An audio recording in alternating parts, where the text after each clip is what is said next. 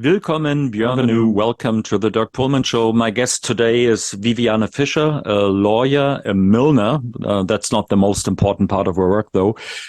She became famous in Germany for being the co-inventor, the co-chairperson, and the co-moderator on what is called the Corona Commission, would be the translation, Corona-Ausschuss in Germany.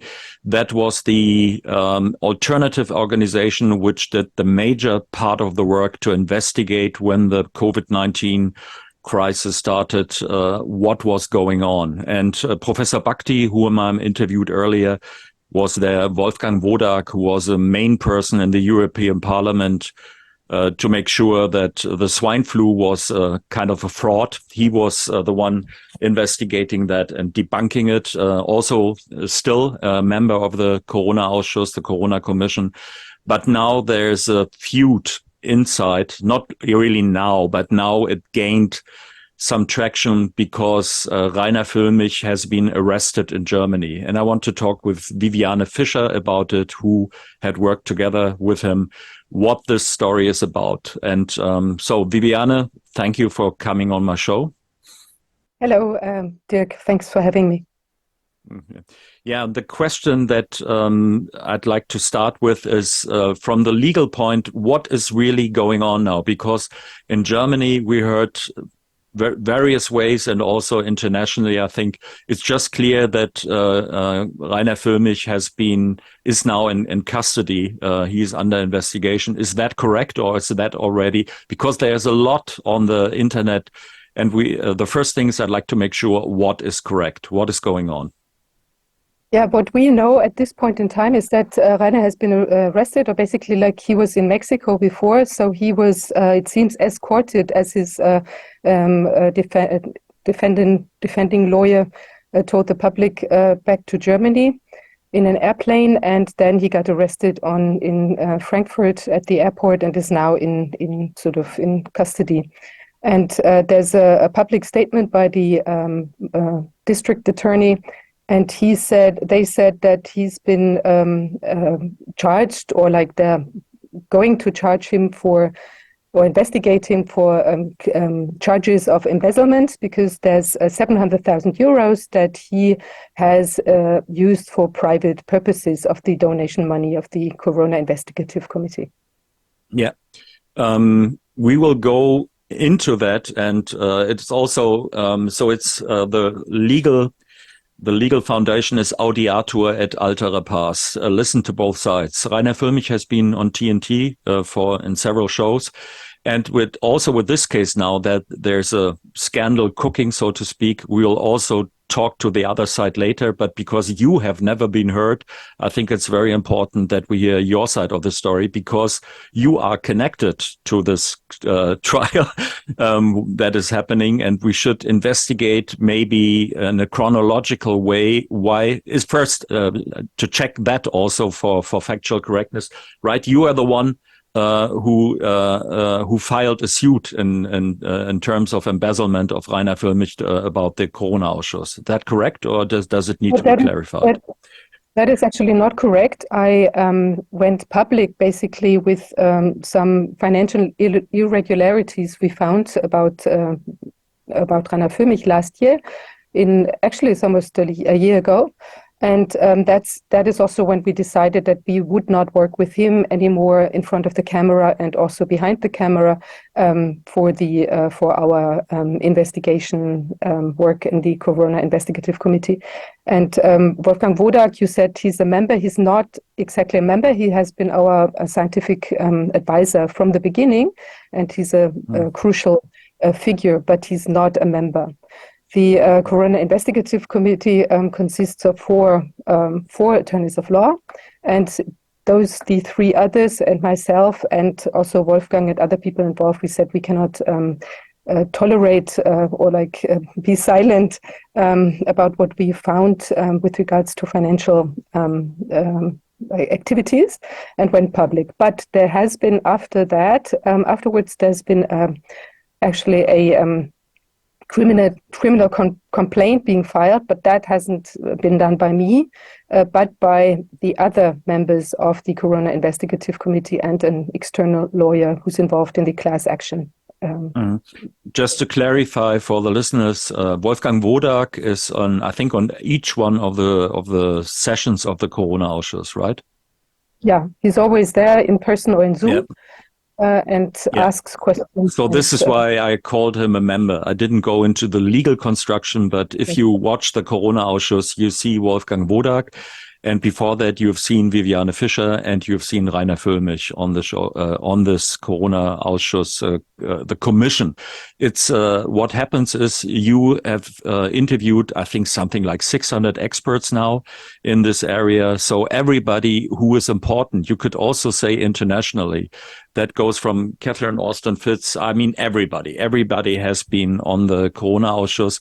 The sessions are very long. That's about, you have to listen for each of the seatings. It's something like 3 hours, 4 hours.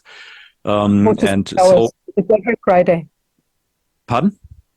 It's every Friday for 4 through 6 hours. Yeah, it's it's like if you take it together, you have a complete chronology of everybody who has to tell something in terms of science or also surrounding cases. You have a lot of people that simply tell about things that are not going the right way, that you get, it's a ongoing investigation. So it was one of the most important things in Germany, maybe the most important of all of these things. And now there's the feeling of a lot of people when they listen that there's now a court case is, there's a division in the movement and this is no good. And we probably should not speak too much about it. What is your position on that? Well, I think it's we, like last year when we were in this situation that we had to decide whether to continue our work and not tell anyone or try to resolve it behind the scenes somehow. We did a lot of effort. We put a lot of effort into trying to find a solution with Reiner, and we asked him to pay back the money or give us a mortgage, some sort of security, so we'd know that the donation money would come back. But unfortunately, there was just he just wouldn't move 1 millimeter. So, and was completely convinced of his position. And then we had to make a decision, and that was really tough because, of course, I was very interested in keeping the work up and also the, not put any kind of dark spot onto the our work or the people involved there. But then at the same time, I mean, we are here to discover the truth, and we are very, we are basically following every kind of hint where we see there's something wrong, there's, information withheld and so on. And if we in the truth movement, so to say, decide to cover up financial shenanigans or activities of this amount, in this, we're not talking about maybe a misused 50 euros for go on a dinner that was half related to our committee's work or so. But I mean, we are looking at really quite huge amount of money. I mean, 700,000 plus there's another almost 700,000 that, Reiner Fuellmich took for himself basically each month without our knowledge. And there's also, there's gold, which he bought behind our back, and we have still no access to that. So we were actually also put in a very troublesome situation because we just didn't have any liquidity at that point in time anymore. And so we made this decision to come forward. And at first I did this with just a sort of a more hinting statement, that there are things that Reiner has to take care of. I said that in one of the sessions, and we had, we did this session without him and wanted to make it clear that we mean it and we want to have some sort of solution that's acceptable and also where we are not embezzling ourselves, because that's also a danger. We don't want to be charged criminally with anything. And then after that, he came forward with a lot of allegations that were just not true, making it look like it was a rose war and so on. And yeah, but I mean, looking back, we get into that. So basically, it is your argument is if we have a truth movement, we have to get to the bottom of these things too, because other than that, I could add it's also legally problematic because you can be wiped away simply by investigation into that. We had a similar case, which I will shortly talk about after the ads, which is one of the other most famous people in Germany who had sat in the highest security jail for terrorists in Germany for 9 months. And it turns out now that not even the court will accept the verdict from the state prosecutor and say they cannot base a court case on what they presented to them. So that is another thing going on. This is what you were in danger of, what could happen. You would be publicly, that person has been discredited until now that we know that there's not really, it was told that he took away more than 1 million euros into his own pocket, which did not materialize. But we will hear about this case now after the ads. Caution. You are about to hear today's news talk and the voice of freedom. That's what this country's all about. TNT Radio. Okay, this is Dirk Pohlmann from Germany, and I'm talking to Viviane Fischer, who is basically a lawyer and also one of the main persons in the Corona Commission, which did the mainstay of the work in Germany of explaining to the public what really went on. And you were under fire for a long time. Now there's another thing, scandal is cooking because you got a lot of donations to do your work. And that is my question. Please explain chronologically from your perspective what happened. And not in terrible detail, but obviously what is now on is that one other member of the Corona-Ausschuss is in custody because of an embezzlement trial that is ahead of him. Probably he's in custody. He's not been on trial yet. But this is connected to your work, which you started together. So what went wrong? And is this, if you can answer during is this about money really? Is this, if money comes in that things get difficult always because we're all human, or what happened there? Please explain. Mm-hmm. Yeah, so I'll start we've been at this for like 3.5 years now. The Corona Investigative Committee was founded in July of 2020, so pretty early on, because we were curious to see how dangerous is that virus really and what are the consequences of the measures, because we could see that there are quite a lot of problems for the children, for health, for like the economy and so on. And then through connection, or basically because Reiner Fuellmich knew Dr. Wolfgang Wodak, Wolfgang Wodak put me in touch with him, and he called me and said, we might just have to explain, because in Germany, everybody knows Dr. Wolfgang Wodak. To say he has been a member of the European Parliament for the Social Democrats. He is a doctor, a pneumological doctor. He was working in the Hamburg harbor as a doctor for the ships getting in and out, so a lot of knowledge about infections.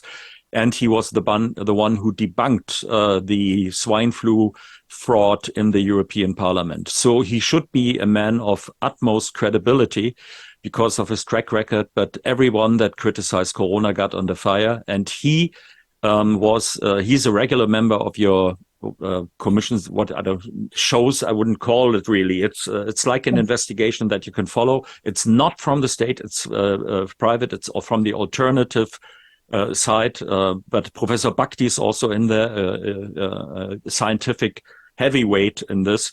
And you and Reiner Fuellmich and everybody was thrilled in the beginning, I think, because we all heard that you are also, as lawyers, you will have something like a class action. It will be a combined action in the United States or in the Anglo-Saxon sphere, so to speak, and Germany, to get to the bottom of this of the corona measurements from the state. What is going wrong with that? But I think I need to explain that because we know it, but not everybody in Australia knows about this. Oh, of course. Yeah, I think these we have to also make clear that these two things are not connected. So Reiner got in touch with me and wanted to do like a symposium, and I said, this thing is giant, it's too big, we have to do like a proper investigative committee. That's what we did. We started then we set up the investigative committee as a pro bono organization, and with two other attorneys at law, and started our investigation. And we, like, for instance, talked about what's going on in Bergamo. We were the first ones to really talk to an Italian doctor about the situation there. And we spoke about very early on about the issues with the PCR test. And then... Okay, you need to explain that too. Bergamo you saw trucks coming with coffins from people that allegedly died from corona. That was the big shock. Oh, it's deadly and you have to do something against it. And it turned out to be kind of a fake story. And then the other thing with the PCR test that is very important, but I think you have to explain that a little bit at least, that we know what because you are the first ones in Germany to go into that. Yeah. Yeah, so in our fourth sessions, we spoke to a biologist, a specialist, about the PCR test, and it turns out that it's not able to detect an ongoing infection. It can only detect like parts of the virus, and so maybe at some point you might have been infected. There's also some false positive cases can occur, but it cannot be the measure. Basically, like on a PCR test result, you cannot base a measure like a quarantine. So this is something we found out very, very early on. It's now also admitted by the WHO and other players. So basically, that we were right in this early findings that we had. But the Corona Investigative Committee had always the aim to get the scientific evidence and to look at the legal details and all the effects of the measures, and then provide these information for lawyers who wanted to go ahead and maybe sue for clients or sue the government and so on. Reiner Fuellmich had on sort of the additional idea to start a class action and started to collect money for that very early on. That already started, I think, in October of 2020. And I was never part of it because I thought we should first file the class action and then invite, for instance, the German entrepreneurs to be part of that class action. Reiner Fuellmich did it the other way around. And so these two things are often a little bit confused because it's connected by the same people except myself. Yeah. And then we started working, and it was I think we were a really good team. He was a bit more, I mean, you in Australia know him, he's a bit more like, he's sort of cowboyish, like forward pressing, and, he's very eloquent, his English is great, and he brings things to the point. So I think he was a really good front man for us also. And we had a kind of division of labor. And I was like cooking up all the ideas, like we did a film on vaccinated, now we're talking, where the first, in Germany, the first vaccine injured really spoke out. And I was doing all kinds of other things. And we set up also a news magazine, and I wrote most of the articles using the findings that we had produced in the committee. And Reiner was on one hand, the front man who gave a lot of interviews, and also he was in charge of the financial aspects of our pro bono entity. So the bank accounts were with him, and he had an accountant that he oversaw, which was basically, who was an old friend of his. And so this was his side, and we had this kind of separation of work. And then in 2022, last year,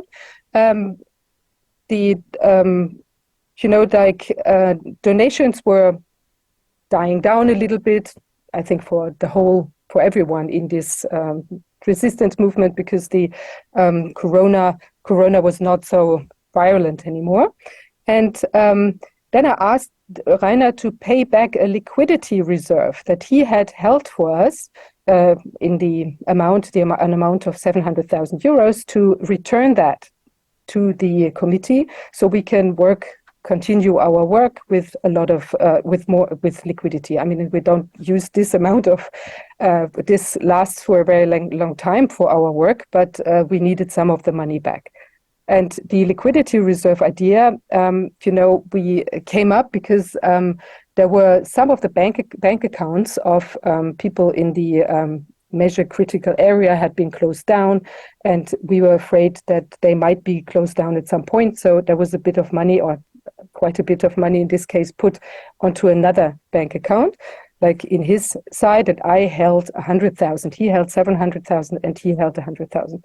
So when I asked him to return the money, it turned out that he was not able to do that because he claimed he had put this amount of money into his, into his house.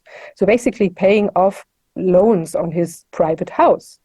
I said to him, that's not what we agreed upon, because I mean, that's the opposite of a liquidity reserve if you put money into a house.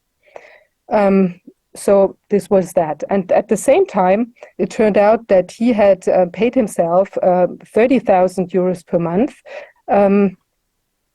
for working on emails that got into his lawyer's email account with regards to matters of the Corona Committee, as he claimed. And at the same time, a friend of mine was actually working on the official committee email account for free, and worked on the same amount of emails, like 500 a day. But she did it for free, and he claimed that he worked with 5 people on all the emails, and that cost 30,000 euros. But that was, I mean, for activities like that, he would have needed to have a resolution. I mean, we would have needed to agree on this kind of amount, all the 4 lawyers involved, and that never happened. And so that's a sum that comes up to like 700,000 euros. And so, yeah, when we found out about these things, we spoke to him and said we have to find a solution. He has to return the money, but he never did. And so then, as we said before, we decided that we cannot work with him in front of the camera and also behind the scenes anymore. And so we split. I continued with Dr. Wolfgang Wodak and the others, and we are still doing the investigation. And he then, after a while, went to America and then to Mexico, and that's where was now brought back to Germany. I don't know if it's all about money. I really have no idea. I don't know Reiner Fuellmich apart from the work that we did together. And as you can imagine, I had a very different impression, like during the work and before we started working together. Otherwise, I would not have done that. And it seems that the financial irregularities started very early on, and unbeknownst to us, and we. I don't know if there's other reasons or sort of agenda. I mean, what I find a little bit irritating is that you would think that if someone is, let's say, like from my point of view, caught in a situation like this, would he not try to find a solution? I mean, had he been returned us, say, like 100,000 or 200,000 or whatever, so we could have continued our work, this would have also been a sign of goodwill, but like it went to this kind of explosive situation that we just couldn't continue anymore. And at that point in time, the Corona Investigative Committee had 1,000 euros in its bank account, and we could only continue because I, of course, immediately returned the 100,000 euros that I held, the liquidity reserve, so we could continue our work. And basically, we would have been, paralyzed at that point in time. Mm-hmm. So what about, you said these things are 2 different things, the class action. When I watched the Corona-Ausschuss, that was one of the main ideas. That was my impression. It was maybe not a legal impression, but it was, the big thing was you are going to court. And Reiner Fuellmich is also a lawyer in the United States. He's not only in Germany, so it would be possible. We have really different law systems in Germany, and the class action in the United States would be very interesting. And I remember I made a comment under one of the interviews that Reiner Fuellmich gave and said, this is the most interesting thing in the last 10 years. that was going on. So you said no connection. What can you explain? Because was that never discussed, the class action on the Corona-Ausschuss, or how is it that there's no connection? Well, I mean, there's no legal connection, and we, because it's two separate legal entities. The money that the entrepreneurs who wanted to participate in the class action, they paid this amount to a lawyer that was in collaboration with Reiner Fuellmich, and he was taking care of that, sort of as a trust. Yeah, for this kind of for the class action that was supposed. And we, of course, talked in the Corona Investigative Committee about the class action in the sense of that the findings can be used for the as fodder basically for the class action. But we never said if you donate to the Corona Investigative Committee, it's going to be used for the class action. I mean, the committee is not a law firm, so just legally it couldn't be done. But I mean, we also thought that Reiner is working on something with regards to the class action. And then it turns out, I mean, I've written an article about this later on. It turns out that what he presented as like first trials as class action were never like either not initiated by him or had nothing to do with the topic. Like, for instance, there was a class action or like a legal activity going on by the attorney at law Michael Swinwood in Canada, but that was a class action going on for indigenous children. So no German entrepreneurs could have participated. And then there was a really good, I think, legal effort of the colleague Dexter Reinefeld in South Africa. But that was also not something that that was not a class action, not a proper class action where people from abroad could have participated. And the last thing that Reiner proposed, these Maori trials in New Zealand, that was also not really a project that could have gone anywhere. So basically, he told us oftentimes, now I'm in contact with this New York lawyer or another lawyer, and now it's going to go ahead. But it never went ahead. And I think there's not even, from what I can see, there's not even put anything together, not a lawsuit, anything. When we talk about embezzlement, this is the allegation that is also legally now in Germany as the case. I'm still not clear. He had to leave Mexico. I'm not sure why really, if it was an extradition or if he simply had to leave because of passport issues that you cannot stay forever as a tourist in a country. So we leave that open. But when he came, he was put into custody. And that is because of the law case that your group, I would say, started. Is that correct? Well, it's not a law case. It's, we brought to the light of day, basically this, the thing with the liquidity, the unreturned liquidity reserve of the 700,000 euros. And then, as I said, my colleagues filed a criminal complaint against him. So that is the basis. And it now turns out the district attorney, published some preliminary findings that he, as he claimed toward me, had not even put the money into his house, but he had, it seems, used only 115,000 to pay back a loan on his house, and basically used the rest of the money for private purposes, like we don't know what. Okay, but we leave that. That is still unclear. So to have no allegations, yes, it's under investigation, and this is where I wanted to give a remark on this case of Michael Ballweg, who had been IT entrepreneur, and he organized the first really huge demonstrations in Germany, in Berlin, against the COVID measures. And, for example, Robert F. Kennedy Jr. was one of the speakers on this demonstration that he organized. And that went like mushrooms in the forest. Something was happening there. And then it was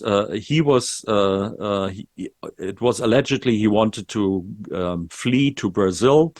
And then he was put into custody in Germany, and they had him for 9 months in the high security prison, as I mentioned, Stuttgart-Stammheim, where the terrorists from the Red Army faction who murdered dozens of people were also interned. So to the public, it was they gave the impression it's a huge case. It's more than 1 million, and he put the money into his own case. And our mainstream media had a big festival. They had a love fest with the state attorneys. That now it's clear that this is fraud. Yeah, they are fraudulent. They are these evil people in the COVID movement who put the money into their own case. And it turns out now, as I said, that first they lowered from more than 1 million. It went down, the amount of money that he had allegedly took for himself, and now it's to the point that the court that was presented by the state attorney with their investigation said they won't open a case on this allegations. It's a nothing burger, yeah, and this has become a major issue because we saw obviously we have a kind of political process, you could call that, and then a lot of people think when they hear that this Reiner Fuellmich case now that this is similar, but we have to understand that here it is not the state prosecuting Reiner Fuellmich, but it's rather a question of where did that money go? And I don't want to get into, giving accusations against them, but to clarify what is going on, that this is now internally. And what is are you the only one in the Corona investigation committee, or whatever you want to translate Corona Ausschuss to? Or are the others the same? Do they have the same opinion that you have? You are together on this, or is it you against Reiner Fuellmich? No, not at all. The thing is, Reiner claims publicly that that the Corona investigative committee at this point, or with these activities, that they pertain to the company that or a company that we had together, basically who funded also the interviews and these kind of things. But everything that happened just is with regards to the pro bono entity that the four of us have together, these 4 lawyers, and the 2 other lawyers in the committee. In this pro bono entity, they filed the criminal charge. I didn't. So we're all of the same opinion, because we looked at all the files, and we also showed these files to to Wolfgang Wodak and to other people who are closely working together with the Corona Investigative Committee. And there's really no doubt. I mean, there's actually Reiner Fuellmich sued me. And wanted to have me so that it would be forbidden for me to say that he has not returned the money. And he basically lost that case, because the court say, please, you should consider withdrawing that, because you have not provided any proof that you have returned the money. I mean, so it's basically, Reiner Fuellmich has claimed that one of the 3 lawyers who filed the criminal complaint is in possession of all the money from the house. I mean, that is not the same amount of money. That's got nothing to do basically with the money that we want him to pay back. And so it's really just the situation is like that he's basically, there's 1.4 million euros approximately now with Reiner Fuellmich, and we do not know where it is, and we do not have access to it. How long did you work together? When did it stop? And the stopping was in connection that you found out that I think the point is that both sides, as I read, have stated that they are not really interested that they're not interested in money. And is it what do you think? Is this about, is it something that went haywire? Will there be a possibility that you work together again in unisono, or is this a kind of where you don't have any trust anymore? I mean, it's very hard to keep up trust or regain trust in a situation like that. I would like to say I've been two things I would like to say. One thing is I've also been investigated by the district attorney they wanted to see Yes. if I have any Yeah. connection with the case of Reiner Fuellmich, if I was involved in this alleged embezzlement, or if I took money for myself, like the liquidity reserve that I returned. I mean, that's pretty obvious. I returned it, so I cannot have taken it for myself in the end. And after all, so they closed that case on me. They said it's not. We cannot see any. So I have to check whether that is. Yeah. So I'm not in this case with him together in charged. And I want to say I'm very sad about this development, because I think we were really a very, it was very good to be in that fight with him together, and he did great work, with his personality and with his curiosity and all these things. So I think it's a very sad development, and I wish it hadn't happened. I would much rather have continued with him, like. Until now, which I think is also a very crucial point in time, because there's so much like being pushed upon us, like the WHO agenda and all these things. And it'd be good to stand together and fight together, And so, I mean, we've been working together for like 2 years, and then it stopped because of these things going on. And I think that I really want to sort of express respect for the work that Reiner did, and for his, also his courage and all these things.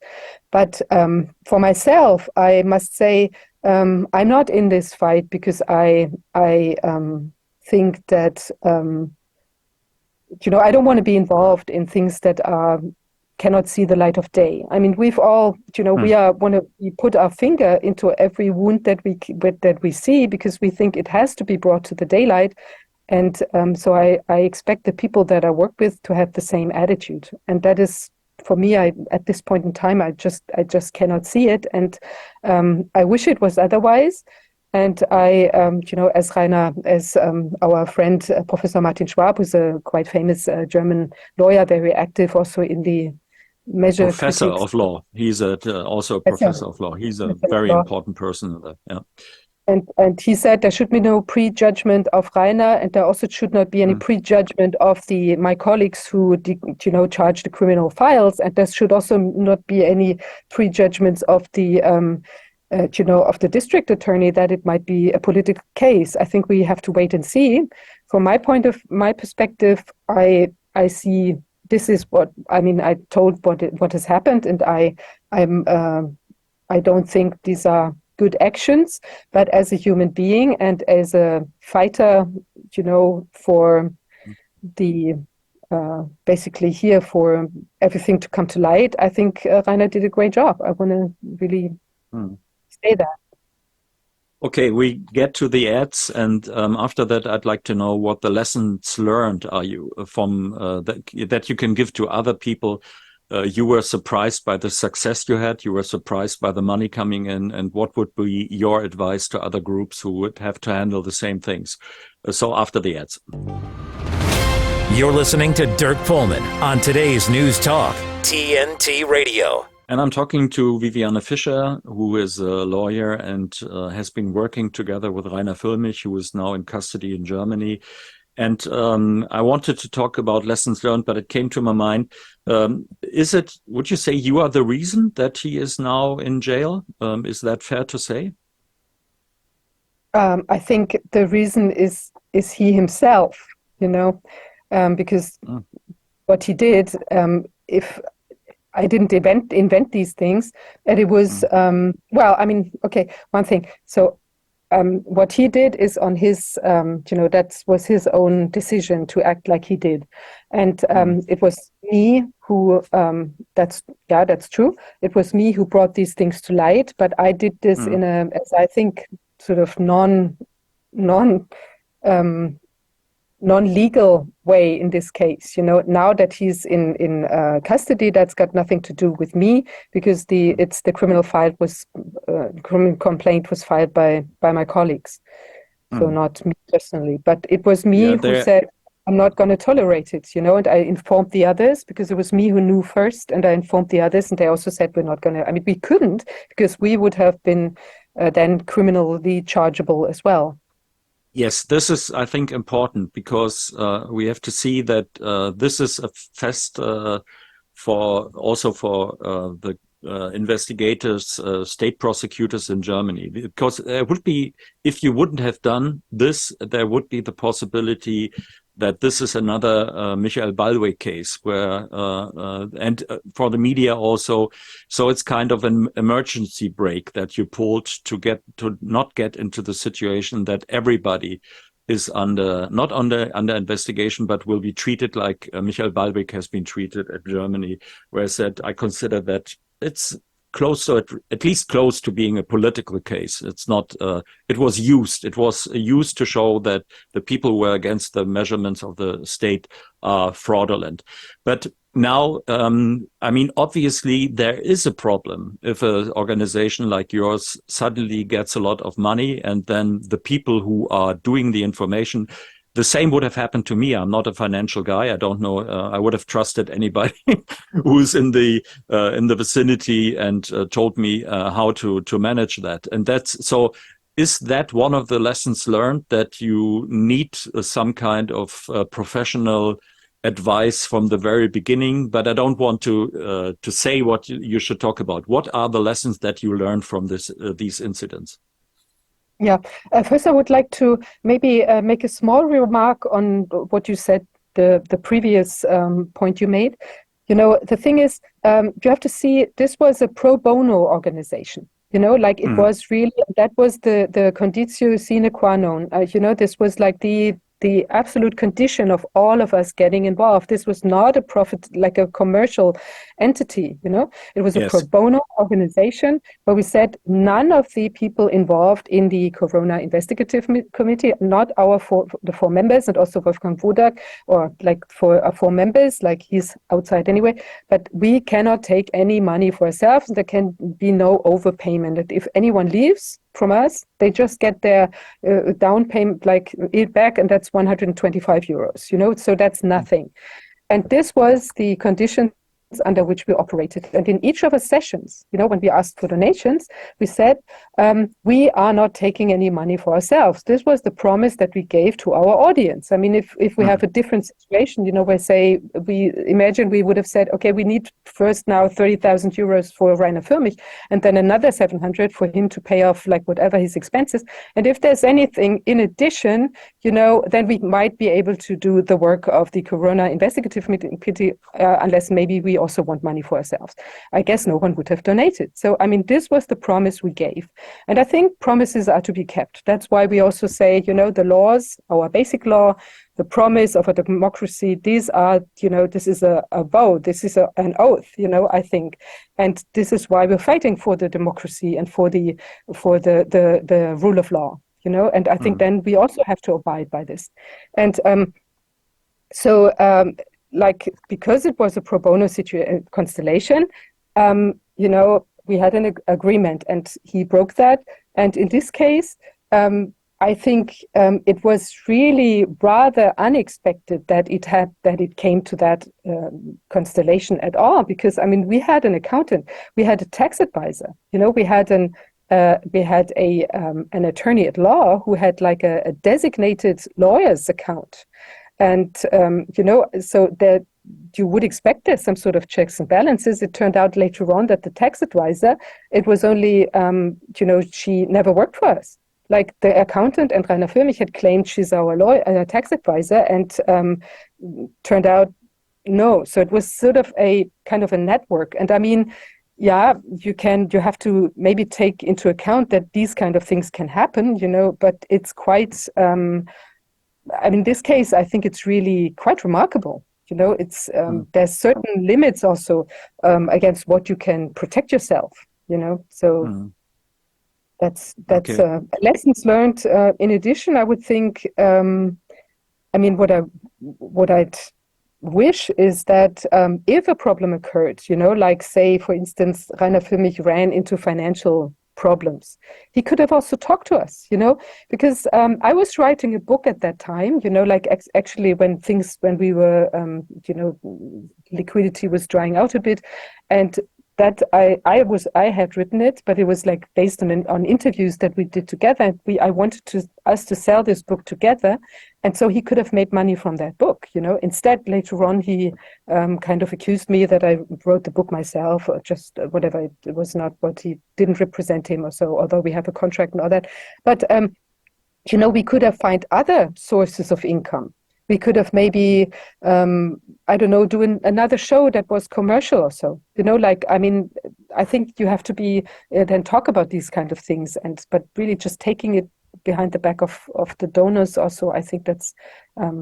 It's also one of the things that there were 30,000 euros going for answering the amount of emails coming in, and that was a lot of money for that part.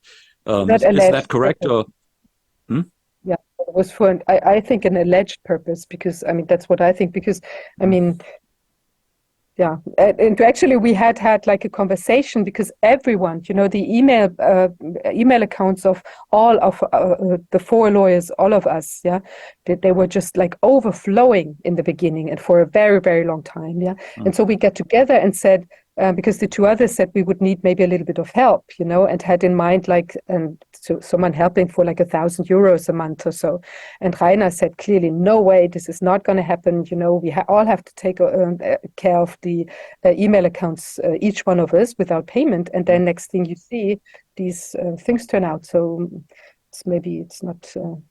Not I have been. I received emails before the show from people said, we are killing ourselves, and there's this is. Do we need to do that? But I think what you said is both is correct. That first, if you're the truth movement, you have to be truthful all the time, and there was a real danger that it would.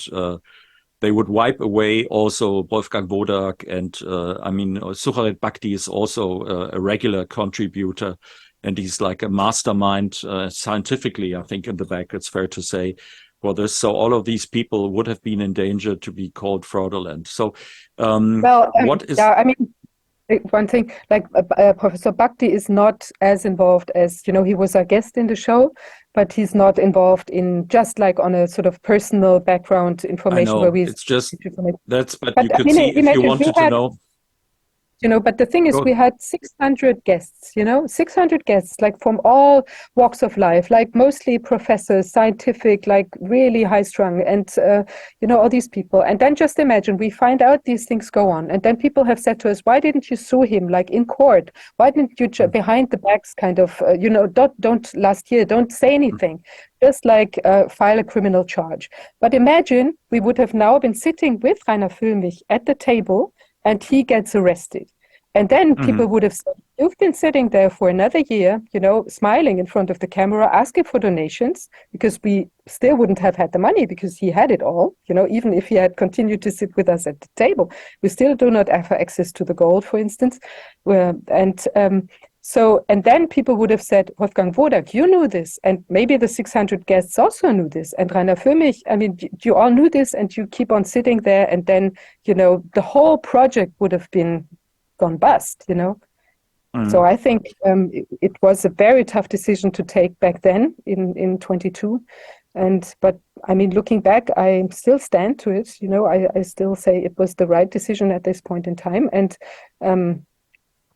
let's wait and see it. If more information occurs, surfaces, then I'm also happy to revise my judgment. But at this point in time, as having all the documentation, all that, for me, I think we took the right decision. It was what you stress. It's kind of an emergency measure that you had to take because the consequences of not taking that could be very bad. But still, I think, as I said in the beginning, it's audiatur et altera pars, and I'm not happy to go into the conflict, but I think we also need to talk to the other side, so to speak, what their part is there. And in the end, we hope that your work with the Corona Commission will continue one way or another. And if Reiner Fuellmich comes along with his class action, everybody will be happy. But that was the thing that I was waiting for a long time. Well, thank you, Viviane Fischer, for being on my show, and we hear from that soon. Yes, thank you.